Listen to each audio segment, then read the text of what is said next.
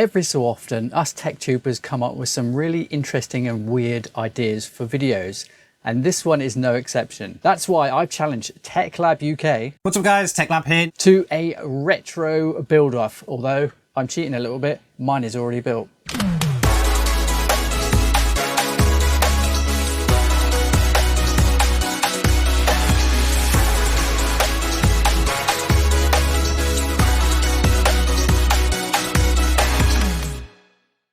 Alright, so the rules are very basic for this challenge. We had to pick some parts or a system, which I have done, between the year 2000 and 2010. We also had to pick 3 games each between the year 2000 and 2010, as well as running some synthetic benchmarks. So, the 3 games that I picked are Quake 3 Arena, Impressive. Just Cause 2, and Battlefield 3. Tech Lab UK picked Crysis, Half-Life 2, and Return to Castle Wolfenstein.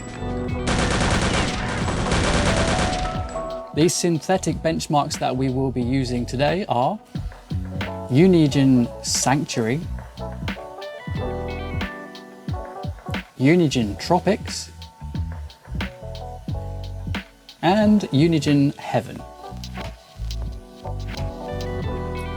And we'll also be running Cinebench R23 single core and multi-core. And points based on performance will be awarded for each individual game and also the benchmarks. Now all that stuff is out of the way, I think it's time to get this challenge started! 3, 2, 1. Fight!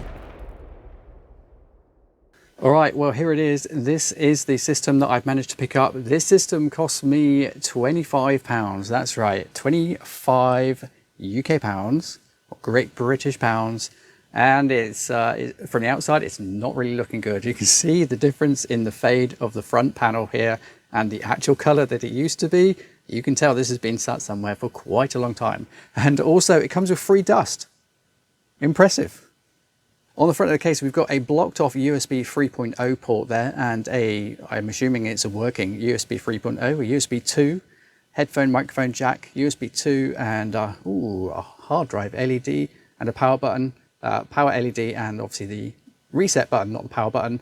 That is the power button, that big one up there. But that's not what's important. Let's have a look inside the PC and see what I actually got.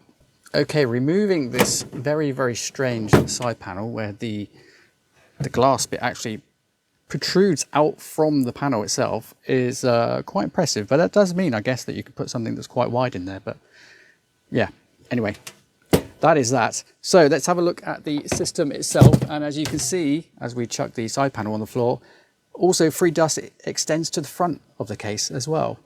Now, I don't know what you're expecting for 25 quid, but we even get, look at that, CD drive. Did anyone notice that from the front? Because I actually didn't. A DVD writer, looks like a DVD-ROM drive actually.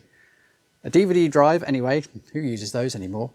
This is the bit we're concerned about here. We get an exhaust fan, a graphics card, a CPU cooler, quite a big CPU cooler there, big chunky one, ketchup and mustard cables on the power supply, the all-important SSD, where all our games are, RGB fans for the win, only 2 on the front there, and as I said already, loads of dust. All right, getting on to the most important things, and that is what is behind this CPU cooler. We have upgraded this to an i5 750.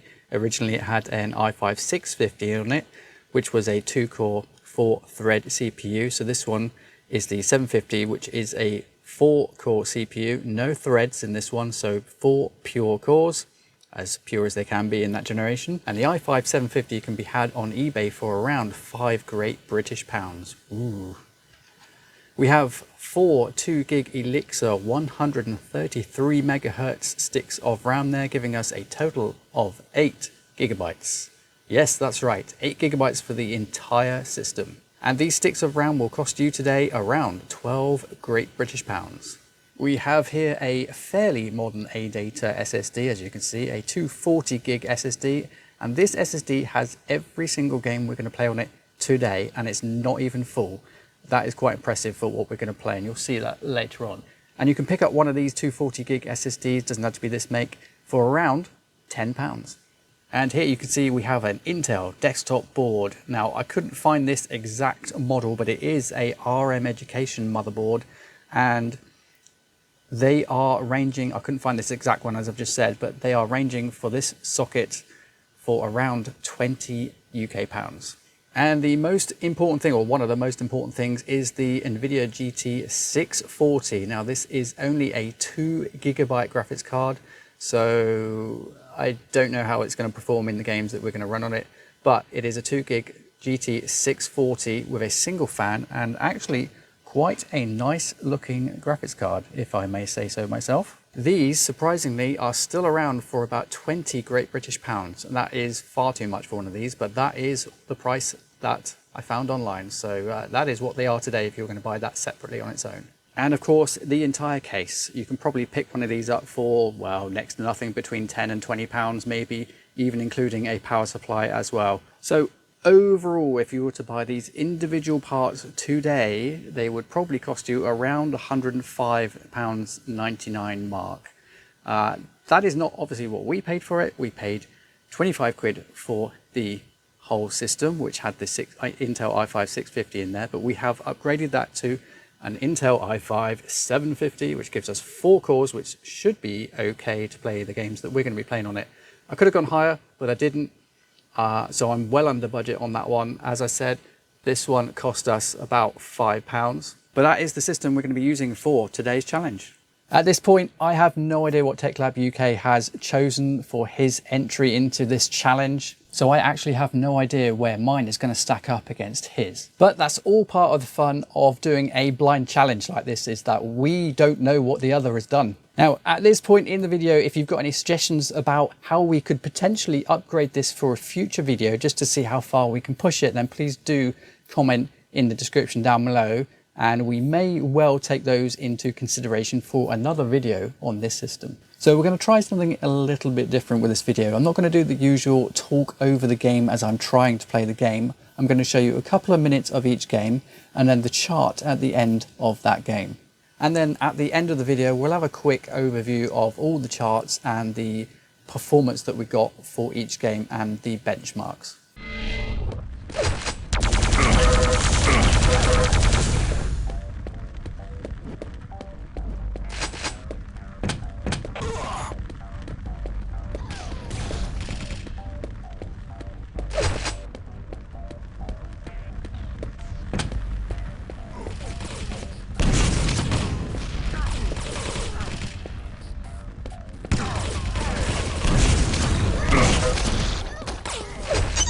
Excellent.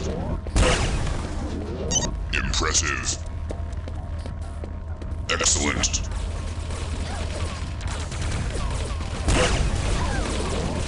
Impressive. Excellent. Excellent.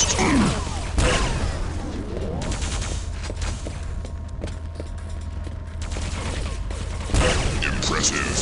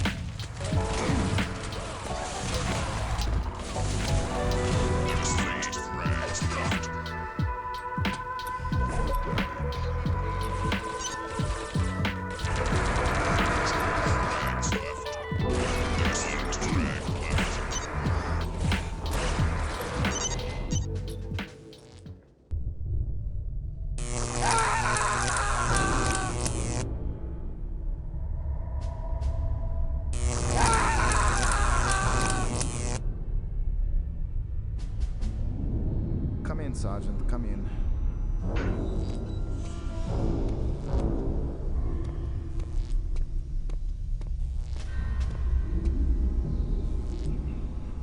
Your orders, Herr Doctor.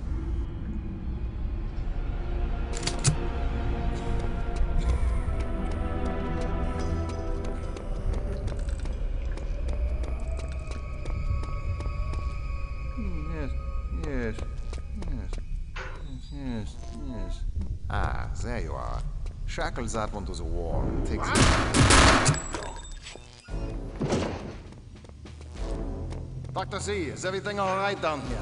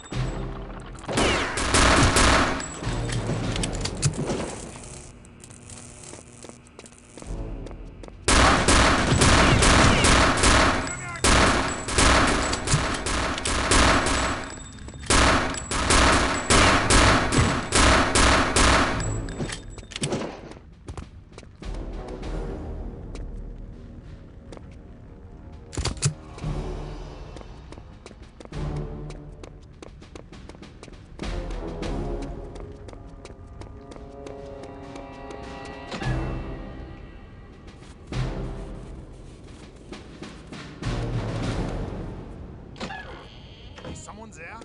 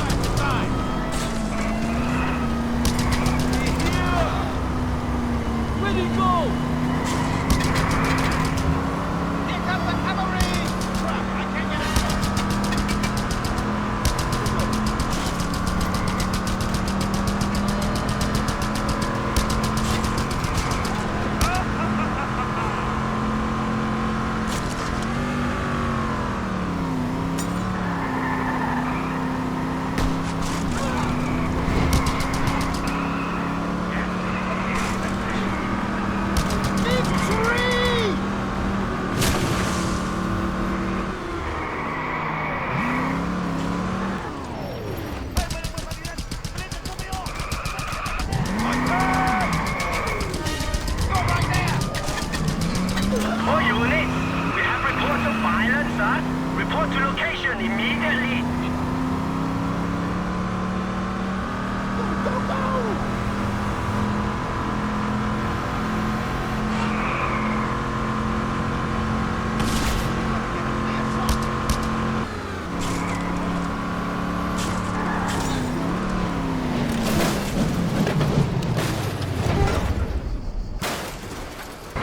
All units, intercept.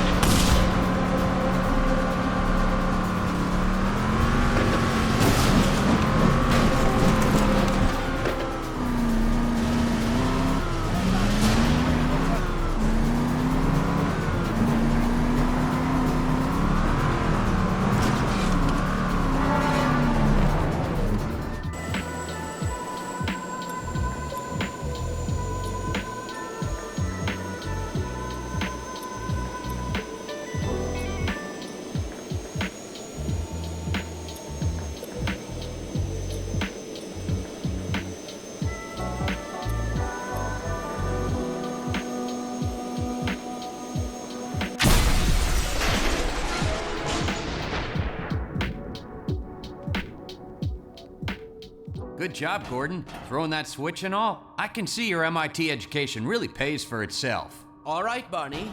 Your turn. Gee, thanks. Gordon, as soon as you're in position, we'll send you to Eli's. And not a moment too soon.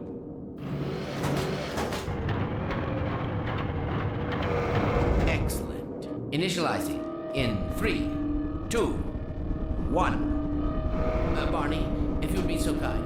Good luck out there, Gordon. Yes, indeed. We're ready to project you, Gordon. Bon voyage, and best of luck in your future endeavors. Final sequence. The hell? What is it? It's your man, the freaking headhopper! Car, Letty, no! There he is! Is Lamar with him? Forget about that thing! He's coming through, Dad. What's going on here? I'm not sure. It seems to be some kind of interference. Gordon, stay put. You'll get drowned. Something is drawing him away. What's the meaning of this? Who are you? How did you get in here? They think he's back. I'm getting him out of there. Kind of way that you feel, it will peel you apart. Just lost boys. What's going on? I wish I knew. I'm encountering unexpected interference. Don't worry, Gordon. There he is. Oh, we're losing it again. The man I saw. I'm all but certain it was Gordon Freeman.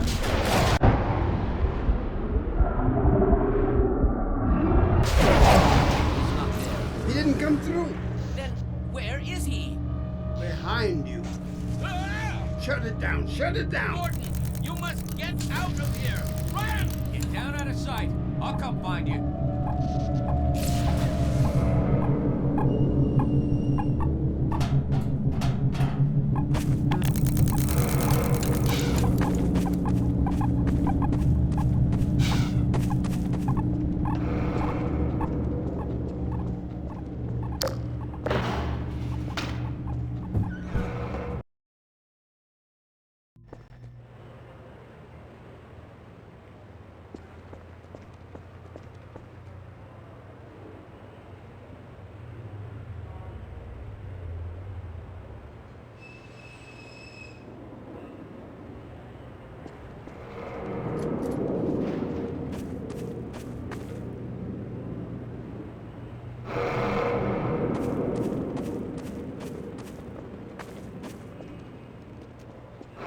Hey, Gordon!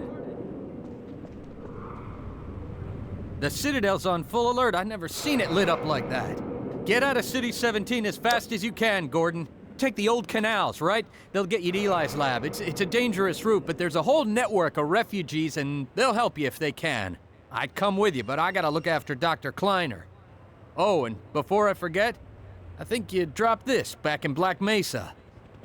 Good luck out there, buddy. You're gonna need it.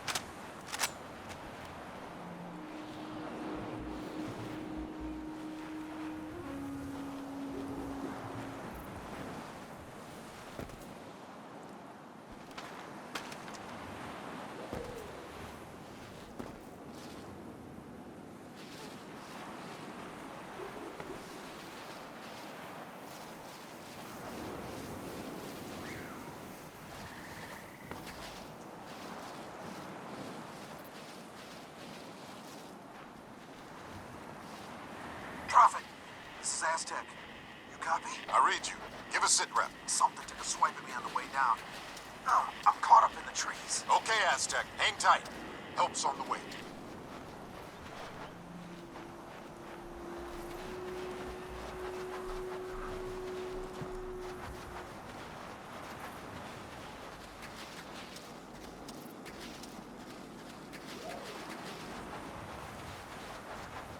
No man, up here.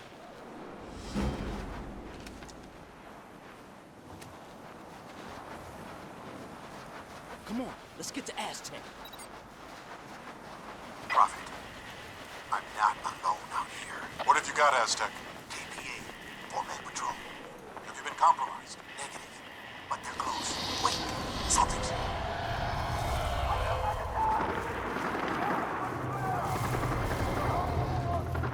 Aztec, talk to me!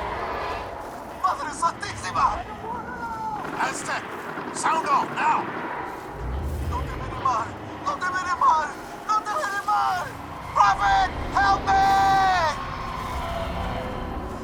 No man, Jester, get to him, now! Go! Go!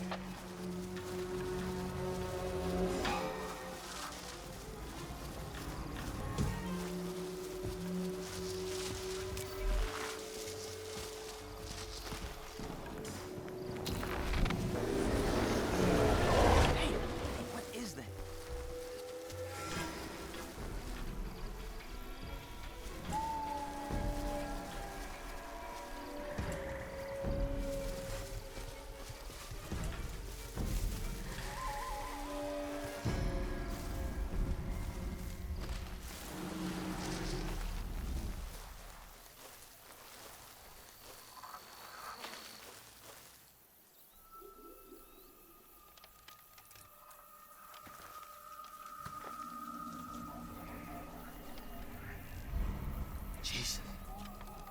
What the hell happened here?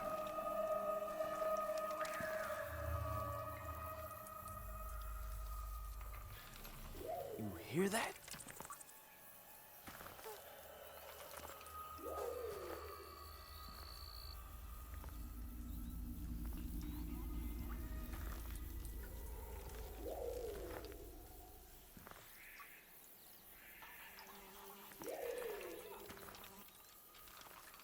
I don't like this, man.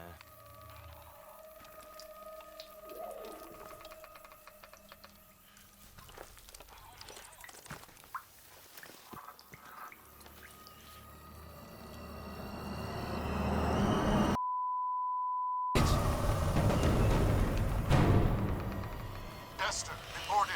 What's Aztec status? Dead, boss. Damn it!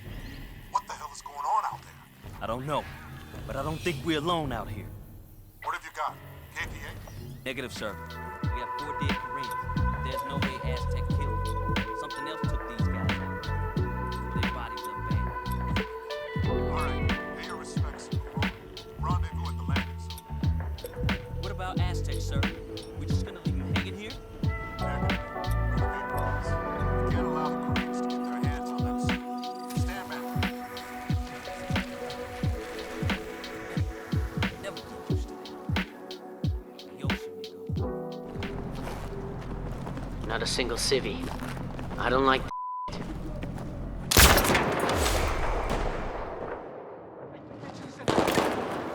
Gun! Sniper! Popping smoke! Leo! Get him inside! Come on! Come on! Let's go! Stay low! Where the they come from?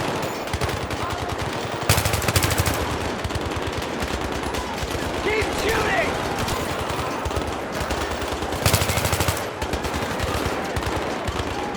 Taking fire! 12 o'clock! Here they come!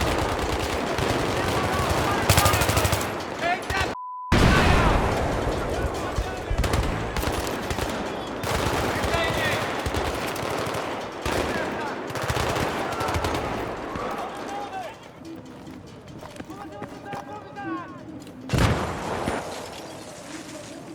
They're moving! They're moving!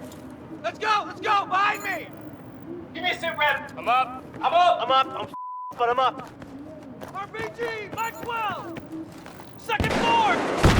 Stay away from the car! Get down! Friendly's coming in! Friendly's coming in! Everybody light that building the up! Flash! On me! Tango's by the building! Far end parking lot! They're flanking! Moving! Right there! Right there! Coming over the wall! Right side! Contact left!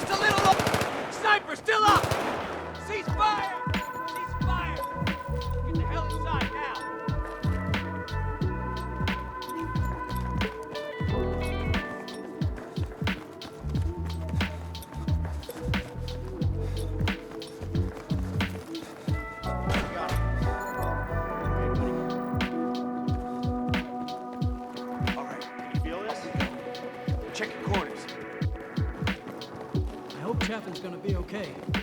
You'll be fine. It's a tough son.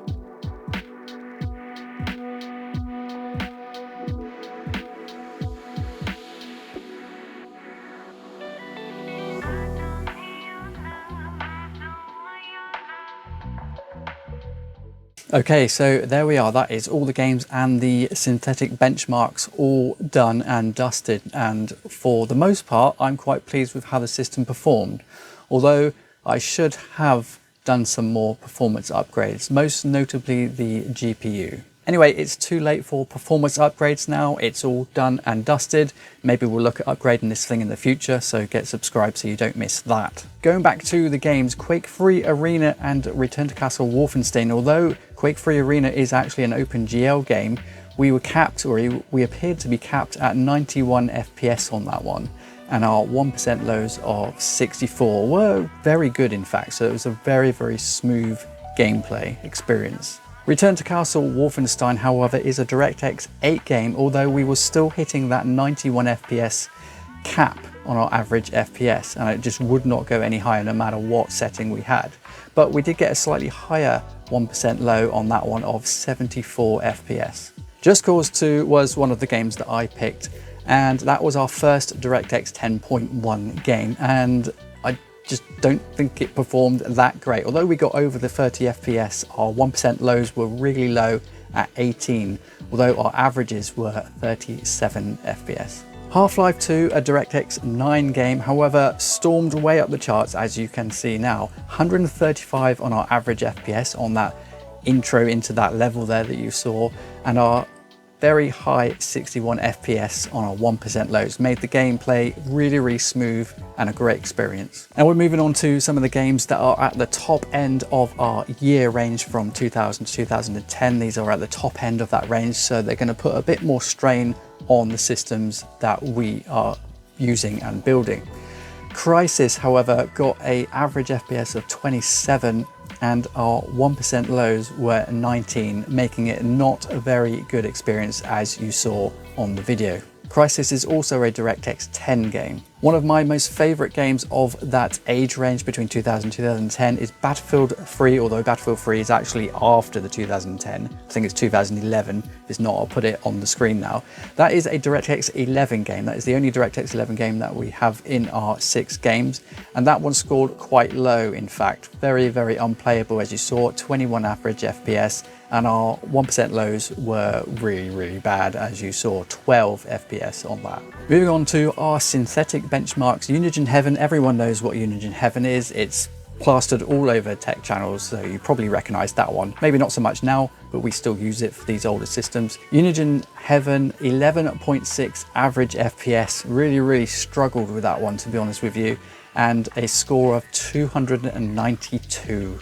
Moving on to a couple of benchmarks that I've never actually tried before, because mainly they're very old now, but perfect for a system like this. Unigine Tropics, again, isn't one I've tried before. We've got an average FPS of 27 on that one with a score of 680. Another Unigine product, Unigine Sanctuary, we got a slightly higher average FPS on this one, 37. But our score was, well, it sounds quite high at 1,568. And the final CPU benchmark, or the only CPU benchmark that we have run on our system, Cinebench R23 single core and multi-core tests. For my single core test, we didn't do that well on this one. We got 491, which, don't forget, this is a 2.66 gigahertz CPU. And although it says single core, I did check this and it was actually using all 4 cores, but only about a quarter of it, which totaled up to about 33% total CPU usage.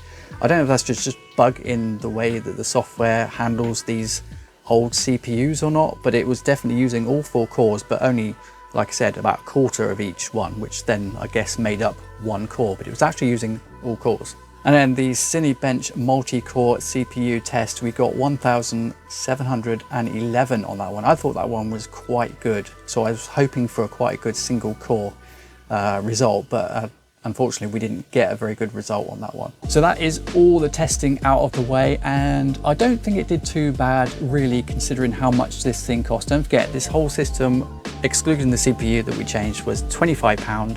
It was another £5 to increase the CPU to the i5 750, which gave us 4 proper cores instead of 2 cores on the i5 650 that they actually came with.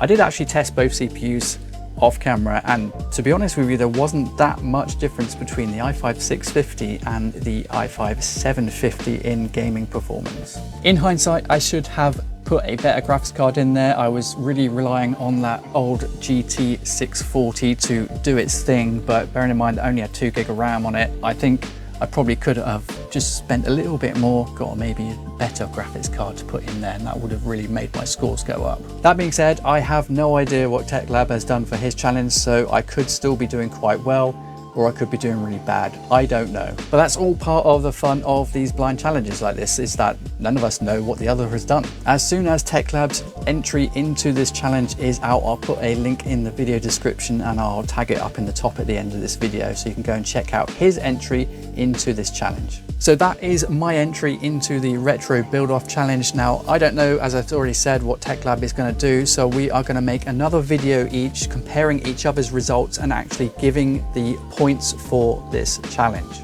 So get subscribed so you don't miss the video when that drops. If you like these sort of challenge videos, then get subscribed and like the video, and don't forget to like TechLab's channel as well and give him a like on his most recent videos, and we will make sure that we do more challenges with other creators like this.